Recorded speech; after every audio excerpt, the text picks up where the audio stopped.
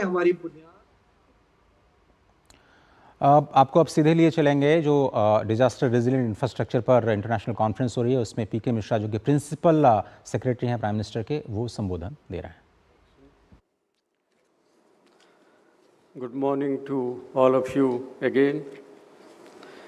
Excellencies, coalition members, speakers, experts, researchers, and delegates from around the world, I welcome all of you to New Delhi and Bharat Mandapam, which actually was started just before the G20 meeting. The G20 meeting was held here only in the next room. I am delighted to be here with you at the start of the 6th edition of the International Conference on Disaster Resilience Infrastructure, the ICDRI.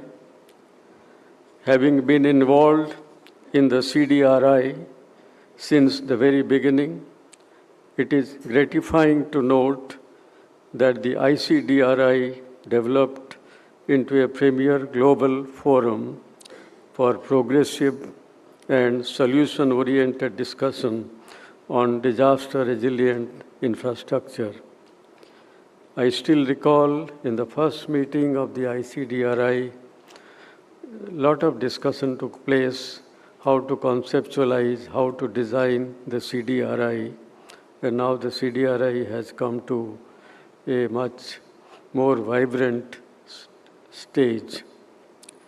The ICDRI has helped enlarge the conversation on disaster-resilient infrastructure by bringing together not just government representatives, but also civil society organizations, academia, the private sector, and multilateral institutions.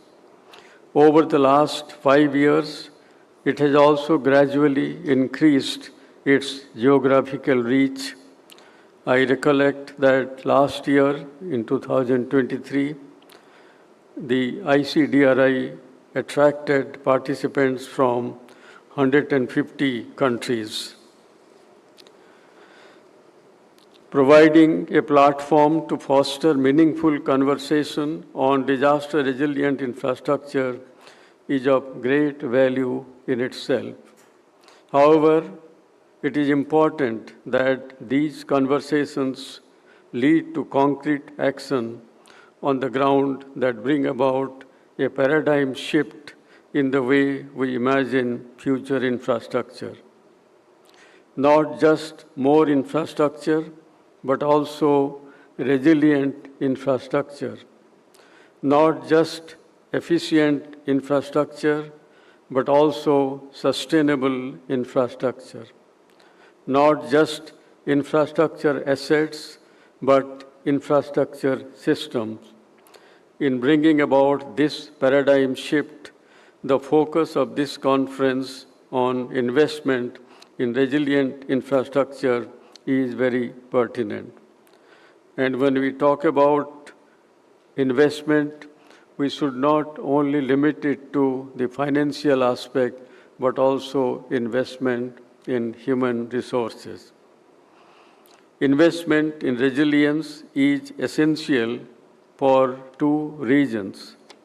First, we know that disaster and climate risk are increasing. In the recent past, we have seen flooding in Dubai, wildfires in Chile, earthquakes in the Pacific that have caused enormous infrastructure losses leading to immense human suffering. If we do not build resilience in the infrastructure systems, we will be forced to divert more and more funding to recovery and rebuilding after such disasters. To use a phrase used in the presentation of CDRI's biennial report, this is akin to pouring water in a bamboo basket. Secondly, we must recognize that large investments are required to meet world's infrastructure needs.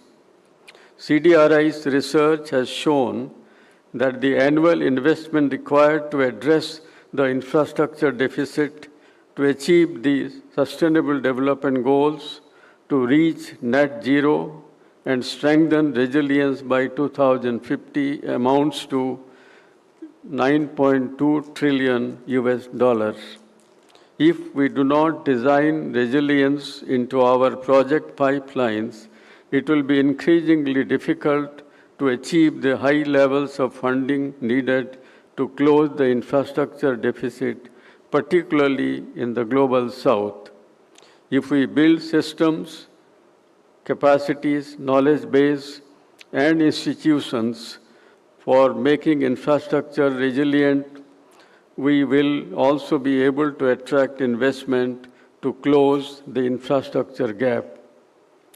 In India, we recognize that closing the infrastructure deficit and doing so in a manner that all new infrastructure is resilient goes hand in hand.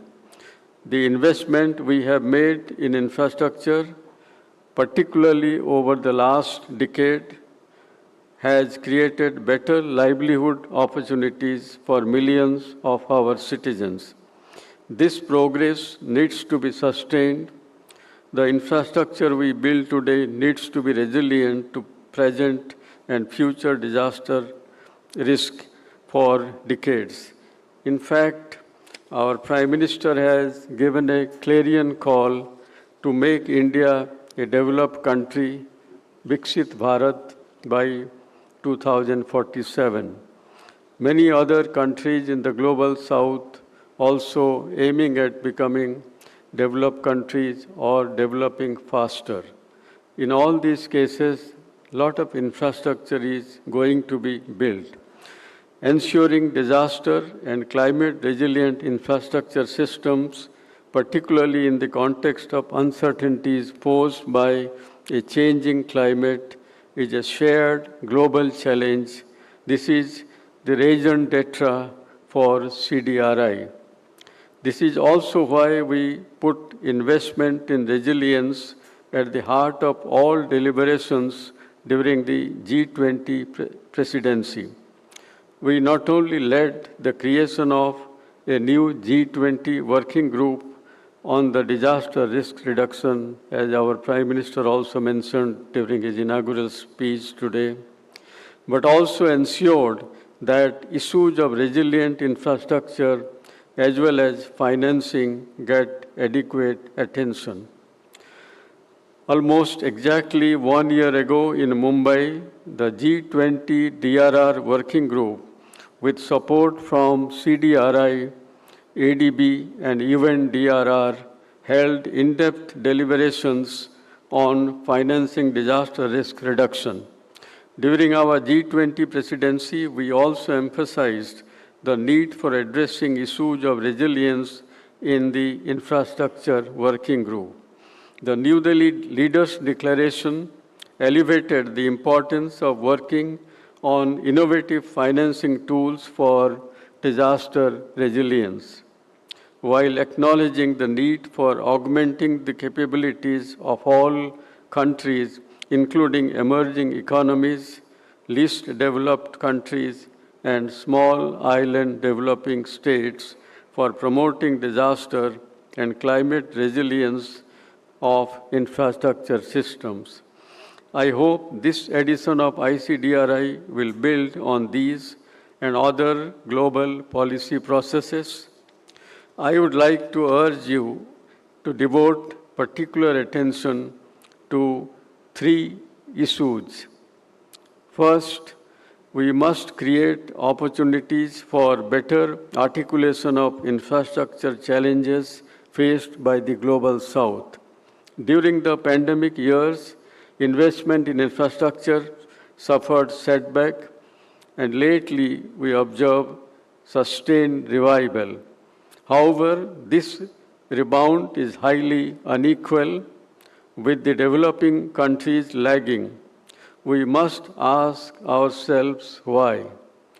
On the one hand, there seems to be private and public capital looking for good investment opportunities, and on the other, there is a gap in infrastructure investment.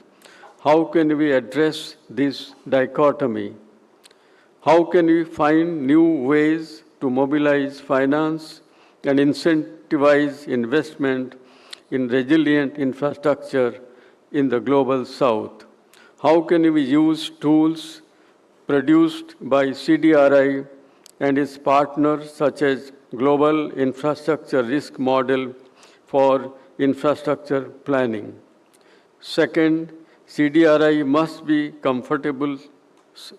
a comfortable space to share experiences.